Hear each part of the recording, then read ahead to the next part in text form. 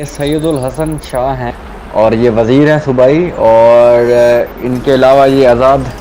Independent इन्होंने लड़ा था। पहले पीटीआई ने इनको टिकट दिया था, फिर वापस ले लिया था, फिर ये इलेक्शन आज़ादाना तौर पे लड़ा इसने, फिर ये जीता, फिर दोबारा से पीटीआई में चला गया। एमपीए है और सैयदुल हसन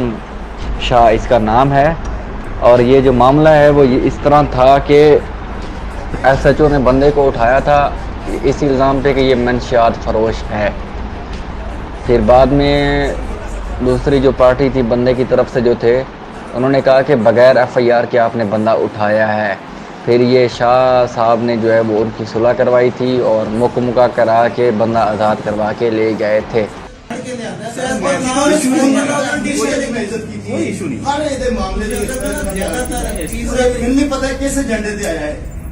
पीर साहब भी फरमाया है मतलब आजकल ज्यादा है बच्चे ते मीडिया दे जरिए ਹੁੰਦਾ ਹੈ ਉਹ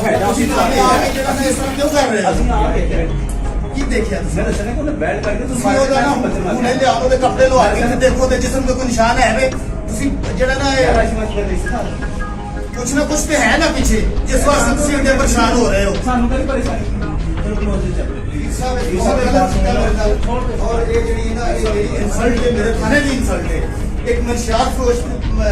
इस मुझे दो आंदे ने उन दियो ते पर्चा दे ਅਸੀਂ ਕਿਹੜਾ पर्चा देन वास्ते ਲਿਆਂਦਾ ਨਾ ਮੈਂ ਉਹਨੂੰ ਛੱਡ ਦਿੱਤਾ 10 ਮਿੰਟ ਪਹਿਲੇ ਮੈਂ ਲੈ ਕੇ ਆਇਆ ਬੈਠਾ ਨਾ ਕੋੜ ਦੇ ਪੈਸਾ ਮੈਂ ਉਹਨੂੰ ਕਿਹਾ ਮੈਂ ਕਿ ਜਸ ਗਲਤ ਬੰਦੇ ਨਹੀਂ ਅਸੀਂ ਕਿਹੜਾ ਸਪੋਰਟ ਕਰ ਲੈਂਦੇ ਹਾਂ ਸਰਟੀਫਾਈਡ ਨਹੀਂ ਕਰ ਰਹੇ ਸਪੋਰਟ ਤੇ ਆਪ ਫਸਾ ਨਹੀਂ ਹੈ ਬਦਤਮੀਜ਼ੀ ਨਾ ਮੇਰੇ ਮੁਲਾਜ਼ਮਾਂ ਨਾਲ ਵੀ ਕੀਤੀ ਔਰ ਮੇਰੇ ਨਾਲ ਵੀ ਕੀਤੀ ਸਾਡਾ ਕੀ ਕਸੂਰ ਹੈ ਮੁਨਸ਼ੀਆਤ ਸੇ ਅਸੀਂ ਫੜ ਕੇ ਲਿਆ ਰਹੇ ਹਾਂ ਪੁਲਿਸ ਅਗਰ ਫੜ ਕੇ ਲਿਆਂਦਾ ਸਰ ਕੋਈ ਇਸ਼ੂ ਨਹੀਂ ਹਰ ਇਹਦੇ ਮਾਮਲੇ ਦੇ ਵਿੱਚ ਮੈਨੂੰ ਨਹੀਂ ਪਤਾ ਕਿਸ ਏਜੰਡੇ ਤੇ ਆਇਆ ਹੈ ਪੀਰ ਸਾਹਿਬ ਵੀ ਫਰਮਾਇਆ ਹੈ मतलब आजकल ज्यादा है बच्चे तो मीडिया ਦੇ ਜ਼ਰੀਏ ਹੁੰਦਾ ਹੈ